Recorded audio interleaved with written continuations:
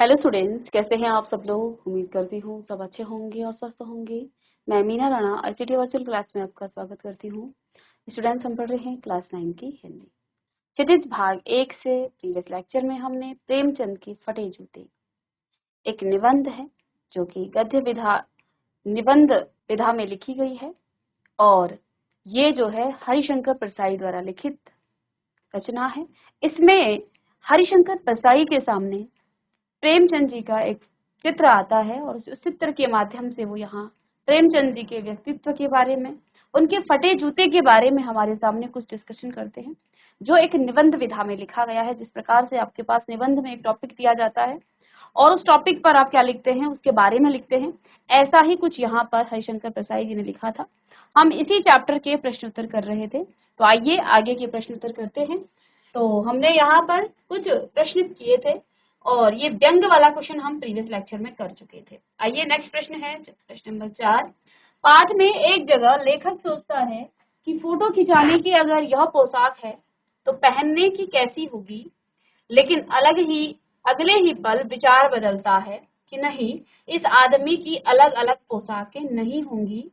आपके अनुसार इस संदर्भ में प्रेमचंद के बारे में लेखक के विचार बदलने की क्या वजह हो सकती है।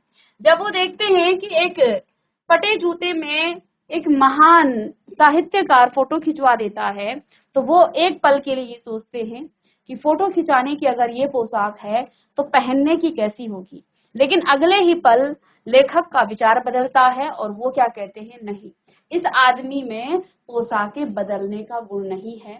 आपको इस संदर्भ में क्या यहाँ पर लगता है, प्रेमचंद के बारे में लेखक के विचार बदलने की वजह क्या हो सकती है।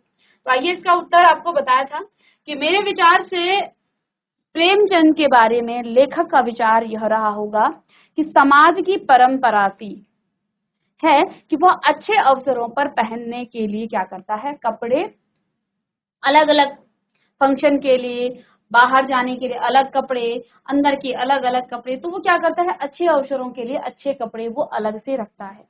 जिन्हें वह अच्छा समझता है उन्हें वो अलग रख देता है और जब अवसर आता है तो वह उस समय वो उन कपड़ों को पहन लेता है। प्रेमचंद के कपड़े ऐसे न थे जो फोटो खिंचाने लायक होते, तो यहाँ उनके कपड़े इतने अच्छे नहीं थे कि वो फोटो खिंचवाते, लेकिन उन्होंने फिर भी ऐसे में घर पहनने वाले कपड़े और भी खराब होते। लेखक को तुरंत ही ध्यान आता है कि प्रेमचंद सादगी पसंद और आडंबर और दिखावे से दूर रहने वाले व्यक्ति हैं और उनका रहन सहन दूसरों से बिल्कुल अलग है। इसलिए उन्होंने ये टिप्पणी बदल दी कि वो व्यक्ति जो है बिल्कुल भी ऐसा नहीं है जो बाहरी आडंबर करे, दिखावा करे। इस व्यक्ति का जीवन सादगी भरा है, वो सादगी भरा जीवन जीते हैं। इसलिए अगले ही पल उनका जो है विचार बदल जाता है कि नहीं नहीं, ये व्यक्ति जो है ऐसा बिल्कुल भी नहीं हो सकता है, ये बाहर कुछ और अंदर कुछ और नहीं है, ये व्यक्ति जो है सादगी से भरा हुआ जीवन जीता है, इसलिए इसका जो पोशाकें हैं वो नहीं बदल सकता है, इसको जैसा था वैसे ही फोटो में खिंच गया। इसलिए जो है उनकी टिप्पणी एकदम से बदल गई। जो वो पहले सोच रहे थे लेखक, वो जो है बाद में बदल गई थी। चलिए, तो ये प्रश्न का उत्तर आपने लिखा। नेक्स्ट प्रश्न था बेटा इसमें प्रश्न नंबर 5। आपने यह व्यंग पढ़ा, इसे पढ़कर आपको लेखक की कौन सी बातें आकर्षित करती है। मुझे इस व्यंग की सबसे आकर्षक बात लगती है विस्तारण शैली। यहाँ विस्तार से उन्होंने बताया है हरिशंकर परसाई ने। लेखक एक संदर्भ से दूसरे संदर्भ की ओर बढ़ता चला जाता है और वह बूंद में समुद्र खोजने का प्रयत्न करता है। देखिए, एक फटे जूते में पर जो है उन्होंने पूरा चैप्टर लिख दिया, पूरा पाठ लिख दिया और साथ में उस फटे जूते की जो उंगली है उसमें प्रेमचंद की बुराई नहीं बल्कि हम समाज की बुराई उसमें निकाली कि ये जो अंगूठा है ना, जो ये उंगली बाहर निकल रही है पांव की, ये वास्तव में संसार पर जो ये समाज है जो दिखावा और आडंबर करता है, इस पर जो है ये उंगली कर रहे हैं। वास्तव में इनकी जो ये व्यंग भरी मुस्कान है ये हम दिखावा करने वाले लोगों के लिए है। तो उन्होंने जो है एक बूंद में समुद्र खोजने का उन्होंने प्रयत्न किया है। जैसे बीज में से क्रमशः अंकुर का, फिर पल्लव का, फिर पौधे का और तने का। जिस प्रकार से सबसे पहले एक छोटा सा बीज जो है एक विशाल वृक्ष बन जाता है, ऐसे ही यहाँ हरिशंकर प्रसाई जी ने भी एक जूते के माध्यम से समाज की उन बुराइयों पर जो है व्यंग कसा है, प्रेमचंद जी के उस फटे जूते के माध्यम से। तो उन्होंने एक छोटे से बूंद से जो है समुद्र खोजने का उसमें प्रयास किया है। बहुत सारी बातें वो हमें इस चैप्टर के माध्यम से समझा चुके हैं कि वास्तव में आडंबर और जो दिखावा है वो आज के समाज की प्रवृत्ति बन चुकी है, जबकि जो महान लोग होते हैं वो सादगी भरा जीवन जीते हैं, उनके लिए दिखावा और आडंबर तुच्छ है, वो उस पर ध्यान नहीं देते हैं। तो उन्होंने जो है यहाँ पर एक बूंद से सागर खोजने का प्रयास किया है। जैसे बीज से जो है पहले अंकुर निकलता है, फिर पल्लव और फिर पौधे और फिर तने का और अंत में फूल फल का विकास होता चला जाता है, उसी प्रकार इस निबंध में प्रेमचंद के फटे जूते से बात शुरू होती है और यह बात खुलते खुलते प्रेमचंद के पूरे व्यक्तित्व को उद्घाटित कर देती है। एक फटा जूता उनके सामने है और धीरे धीरे उस फटे जूते के माध्यम से वो उनके पूरे जीवन का हमारे सामने जो है विस्तार से रखते हैं कि कैसा उनका जीवन रहा, और साथ में उनसे बात से बात निकालने की यह व्यंग शैली बहुत ही आकर्षक बन पड़ी है, क्योंकि उन्होंने प्रेमचंद के मुख पर जो व्यंग भरी मुस्कान थी, उस मुस्कान पर भी उन्होंने बहुत बड़ी बात कह दी कि ये मुस्कान जो है यूं ही वो हंस नहीं रहे हैं, ये व्यंग भरी मुस्कान किसके लिए है, समाज के उन लोगों के लिए है जो आडंबर करते हैं, जो दिखावा करते हैं, उन लोगों पर वास्तव में ये व्यंग भरी मुस्कान दिख रही है। तो इसे आप लिख सकते हैं। चलिए नेक्स्ट प्रश्न, क्वेश्चन नंबर 6, प्रश्न नंबर 6, पाठ में टीले शब्द का प्रयोग किन संदर्भों को अंकित करने के लिए किया गया है। हरिशंकर प्रसाई जी ने क्या कहा कि नहीं, तुम्हारा जूता बहुत चलने से नहीं फटा है, क्योंकि तुम्हारा जूता उंगली से फटा है, ऊपर से फटा है और वहां से तुम्हारी उंगली दिख रही है। अगर तुम बहुत ज्यादा चले होते तो तुम्हारा जूता घिसता फटता नहीं। तो उन्होंने क्या कहा कि तुमने किसी कठोर टीले को क्या किया है, ठोकर मार मार कर तुम्हारा जूता फटा है। तो यहाँ टीला किस बात को इंगित करता है, यहाँ लेखक टीले का अर्थ क्या कहना चाहते हैं, किसको उन्होंने जो है बार बार ठोकर मारी है। तो आइए इस प्रश्न का उत्तर, टीले शब्द या राह आने वाली बाधा का प्रतीक है। टीले का उन्होंने क्या कहा, जो तुम्हारे रास्ते में आई होंगी, जो परत दर परत जो है बहुत कठोर हो गया होगा, शायद उस टीले को तुमने बार बार अपने जूते से मारा होगा, इसलिए तुम्हारा जूता फट गया है। तो टीले का अर्थ है कि राह में आने वाली बाधा का प्रतीक है। जिस तरह चलते चलते रास्ते पर में टीला आ जाने पर व्यक्ति को उसे पार करने के लिए विशेष परिश्रम करते हुए सावधानी से आगे बढ़ना पड़ता है, उसी प्रकार सामाजिक विषमता, छुआछूत, गरीबी, निरक्षरता, अंधविश्वास आदि भी मनुष्य की उन्नति में बाधक बनती है। इन्हीं बुराइयों के संदर्भ में यहाँ टीले शब्द का प्रयोग किया गया है। तो वास्तव में ये जो टीला है ये बहुत सारी बुराइयों का प्रतीक है। जो सामाजिक विषमता हमारे समाज में आ गई है या आज से पहले थी, जो छुआछूत हमारे समाज में चलता है, जो गरीबी है, जो निरक्षरता है यानी कि साक्षरता नहीं है, जो अंधविश्वास हमारे समाज में है, आदि भी मनुष्य की उन्नति में ये बाधक बनती हैं। इन सब को ही टीले कहा है यहाँ लेखक ने। इन्हीं बुराइयों के संदर्भ में टीले शब्द का प्रयोग हुआ है। रचना और अभिव्यक्ति पर आगे हम प्रश्न पढ़ेंगे, पर इसको आप नोट कीजिएगा। तो ये बहुत इंपॉर्टेंट क्वेश्चन है कि यहाँ लेखक ने टीला शब्द किसे कहा है। तो अंत में निष्कर्ष ही लेखक ने निकाला कि शायद तुमने किसी कठोर चीज पर बार बार ठोकर मारी होगी, इसलिए तुम्हारा जो ये जूता है ऊपर से फट गया है। तो टीला का अर्थ यहाँ कोई टीला नहीं है, बल्कि सामाजिक विषमता है जिनका तुमने सामने किया, वो छुआछूत है जिसका तुमने सामना किया अपने लेखन शैली से, अपने कलम से जिसका तुमने सामना किया, निरक्षरता का तुमने सामना किया, उसको तुमने ठोकर मारी, गरीबी, अंधविश्वास आदि जो गुण हैं ये सभी मनुष्य की उन्नति में बाधक तत्व हैं। तो इन सब को तुमने कहीं ना कहीं अपने जूते से ठोकर मारी है, इसलिए तुम्हारा जूता फट गया है। उन सामाजिक बुराइयों से तुम डरे नहीं, बल्कि तुमने उनका सामना किया है, उनसे समझौता नहीं किया है। चलिएगा तो टीला शब्द राह आने वाली बाधा का प्रतीक है।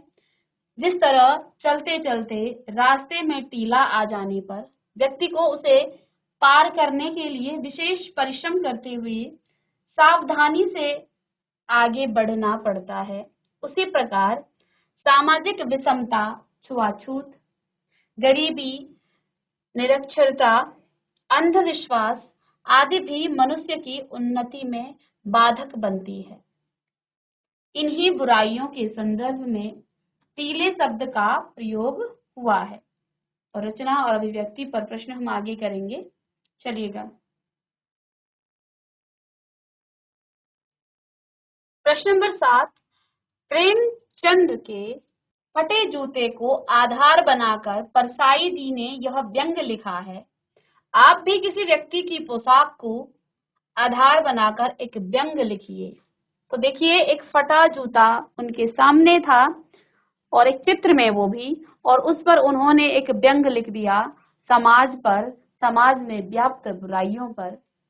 तो आपको भी किसी की पोशाक को देख करके उस पर व्यंग करना चाहिए, ठीक है।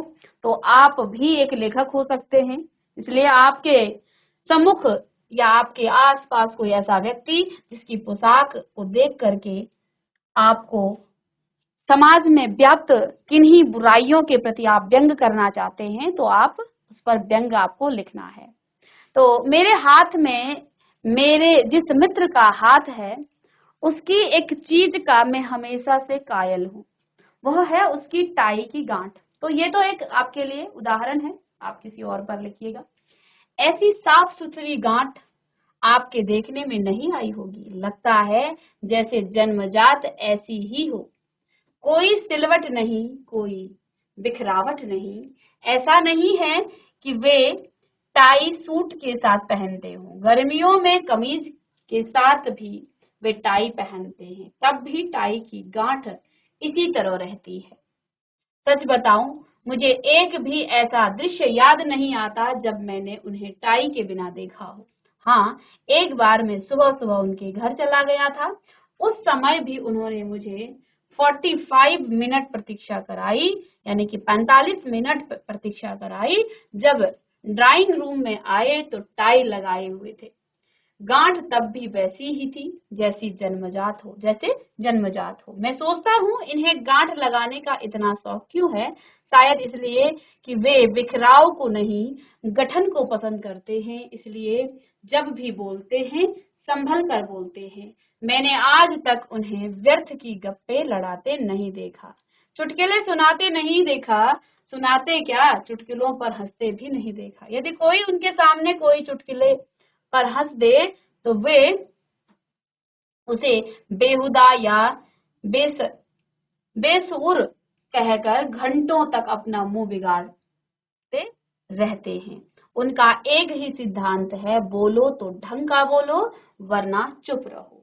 ऐसा न समझिए कि वे अक्सर चुप रहते हैं, नहीं, वे अक्सर बोलते पाए जाते हैं, और जब भी बोलते हैं किसी न किसी राष्ट्रीय समस्या पर चिंता प्रकट करते पाए जाते हैं। उनका व्यक्तित्व गंभीर है, यदि कोई उनकी बात न सुन रहा हो तो वे उस पर व्यंग कसने लगते हैं, और अगर कोई और बीच में बोलना शुरू कर दे तो उसकी ओर से मुंह मोड़ करके उबासी लेने लगते हैं। मेरी टाई वाले मित्र की एक खूबी यह भी रही है कि वे हर किसी के गिरेबान में झांकते हैं, उनकी एक से एक बेहुदी बात को बतंगड़ बनाकर पेश करते हैं, पर अपने गिरेबान में उन्होंने टाई बांध कर रखी है, किसी को झांकने नहीं देते हैं। पिछले दिनों उन्हें कोई सदमा लगा, वे पागल हो गए और पेट ऐसे निकल आया जैसे 10 बच्चे एक साथ प्रसव करेंगे। लोगों को उनके गिरेबान में न सही बाहरी व्यक्तित्व में झांकने का मौका मिल गया, परंतु तब वे छुट्टियां ले गए, तब तक वापस नहीं आए जब तक उनकी देह वापस अपनी औकात पर न लौट आई। सच बात तो यह है कि मेरे इस मित्र के पूरे जीवन में गांठें ही गांठें हैं, अपने बड़े होने की गांठ। टाई तो बस ऊपरी गांठ है, भीतर कितनी गांठें हैं यह उसकी पत्नी से हमने जाना।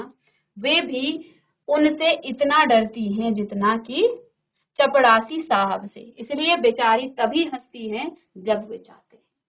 तो यहाँ पर एक मित्र के बारे में कि वो खुद तो टाई लगाते हैं, दूसरों से जो है अपने गिरेबान में यानी अपनी पर्सनल जिंदगी में, अपनी जो व्यक्तिगत उनका जीवन है उसमें किसी को नहीं झांकने देते, लेकिन दूसरों के जीवन में ताक झांक करते हैं। तो एक यहाँ पर आइडिया आपको दिया है, आप अपने किसी मित्र का या आप किसी संबंधी के पोशाक पर आप इस प्रकार से व्यंग लिख सकते हैं। तो पहले तो इन्होंने बहुत अच्छी बात कही इनके बारे में, लेकिन धीरे धीरे यहाँ व्यंग पर ये आ गए हैं कि ये जो है अपनी जो टाई बांधते हैं, जो वास्तव में इन्होंने बाहर से यानी कि सूट बूट में हमेशा रहते हैं, लेकिन इनके अंदर की जो जिंदगी है, इनके घर की जो जिंदगी है, वो वास्तव में उसमें बहुत सारी गांठें हैं। तो यहाँ पर पोशाक पर एक व्यंग इन्होंने कस दिया है। तो आप भी किसी व्यक्ति के बारे में लिख सकते हैं। चलिए नेक्स्ट प्रश्न है, आपकी दृष्टि में वेशभूषा के प्रति लोगों की सोच में आज क्या परिवर्तन आया है? तो वेशभूषा के प्रति लोगों की सोच में बहुत बदलाव आया है। लोग वेशभूषा को सामाजिक प्रतिष्ठा का सूचक मानने लगे हैं। लोग उस व्यक्ति को ज्यादा मान और सम्मान और आदर देते लगे हैं जिसकी वेशभूषा अच्छी होती है। वेशभूषा से ही व्यक्ति का दूसरों पर पहला जो है प्रभाव पड़ता है। ठीक है, यहाँ प्रभाव लिखेंगे आप, पहला प्रभाव पड़ता है।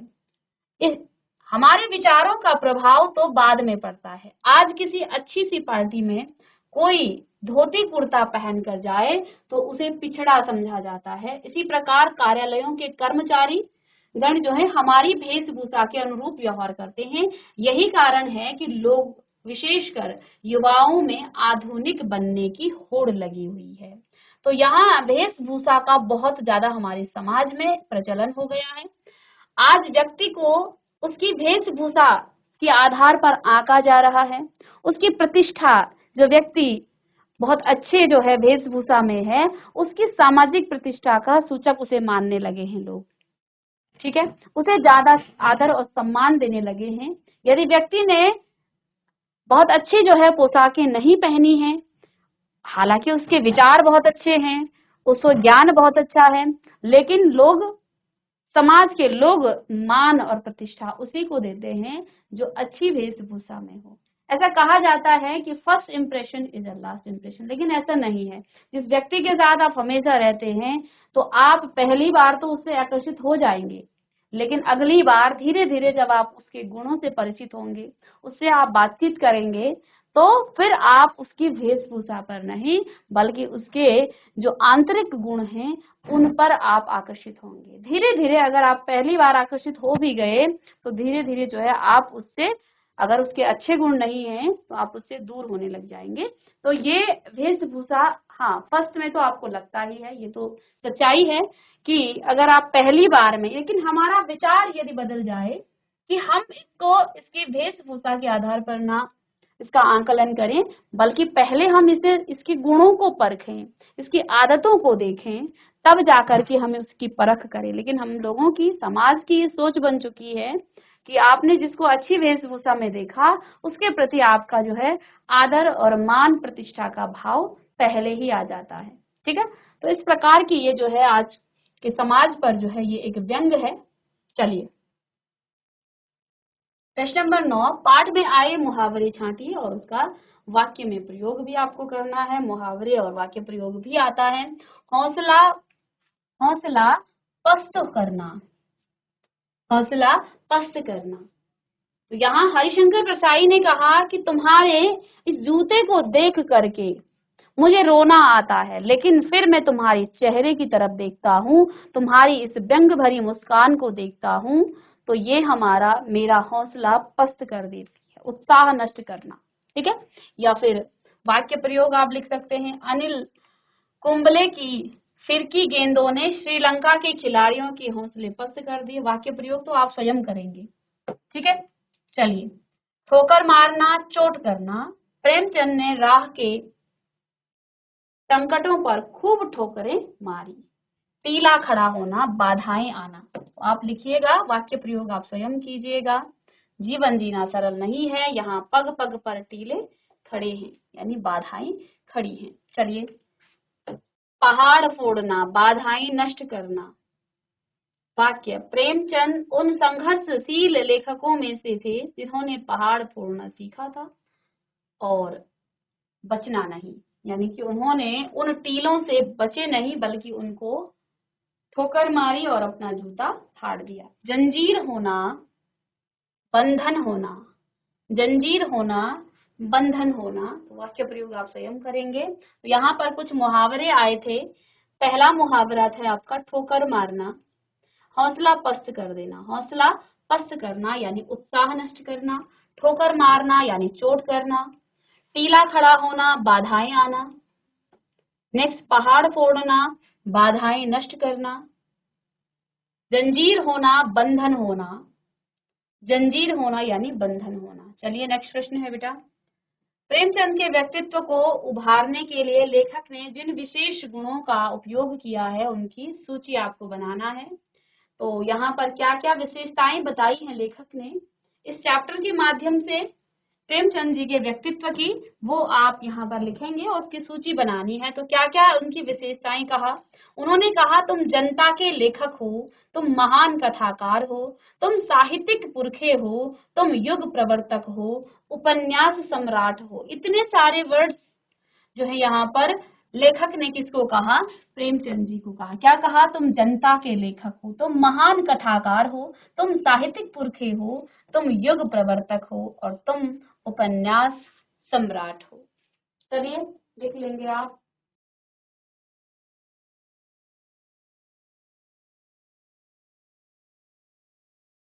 चलिए, नेक्स्ट प्रश्न है, महात्मा गांधी भी अपनी वेशभूषा के प्रति एक अलग सोच रखते थे। इनके पीछे क्या कारण रहे होंगे, पता लगाइए। ठीक है, तो आपने देखा होगा महात्मा गांधी जी तो बस एक धोती लटकाए रहते थे, उनके तो कपड़े ही नहीं पहनते थे वो। ठीक है, तो यहाँ पर महात्मा गांधी की अपनी एक वेशभूषा थी।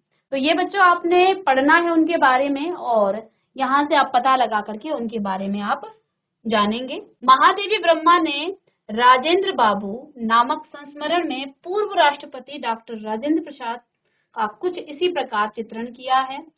तो उसे भी आप पढ़ेंगे और अपनी पुस्तक से, अपनी पाठ्य पुस्तिका जो आपकी नोटबुक है उसमें आप लिखेंगे।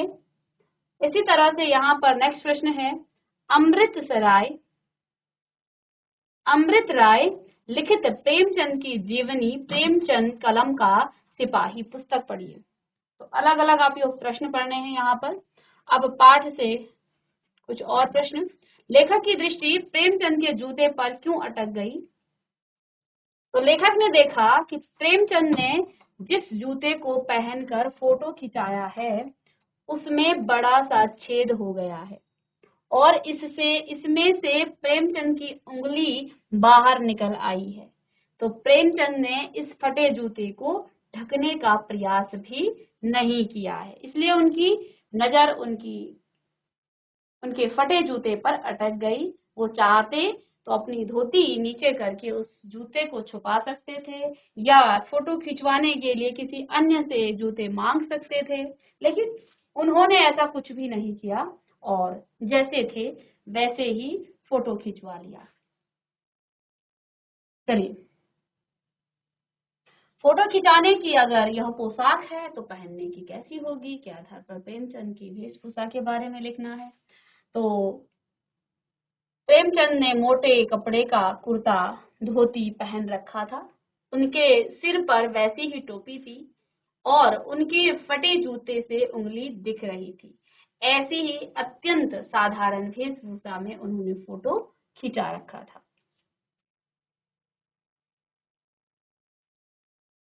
चलिए, तो प्रेमचंद ने अपने फटे जूते को ढकने का प्रयास क्यों नहीं किया। तो देखिए, प्रेमचंद दिखावा एवं आडंबर से दूर रहने वाले व्यक्ति थे। उन्होंने सादगीपूर्ण जीवन पसंद था, वे जैसा वास्तव में थे वैसा ही वो दिखना चाहते थे। इसलिए प्रेमचंद ने अपने फटे जूते को छिपाने का कोई प्रयास नहीं किया। ठीक है, चलिए।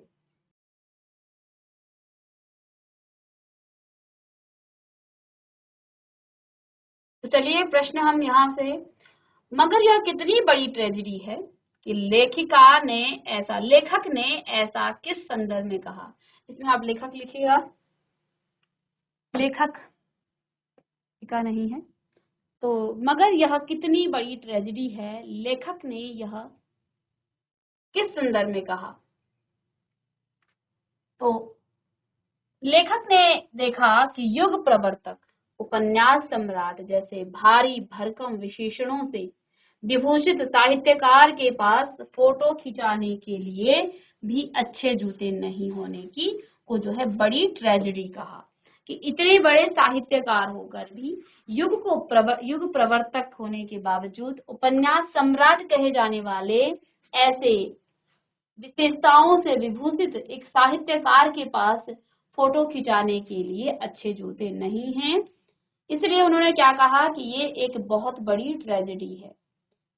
उसने महान साहित्यकार का अभावग्रस्तता के संदर्भ में ऐसा कहा कि एक साहित्यकार होने के बावजूद भी इस प्रकार की जो है अभाव उनके जीवन में है, तो इसलिए उन्होंने क्या कहा, ये बहुत बड़ी ट्रेजेडी है। ठीक है, चलिएगा, चलिए अब नेक्स्ट क्लास में मिलते हैं एक नए चैप्टर के साथ। तो ये चैप्टर आपका कंप्लीट हुआ। नेक्स्ट क्लास में हम एक नए चैप्टर के साथ आएंगे, तब तक मिलते हैं नेक्स्ट लेक्चर में। तब तक के लिए थैंक यू।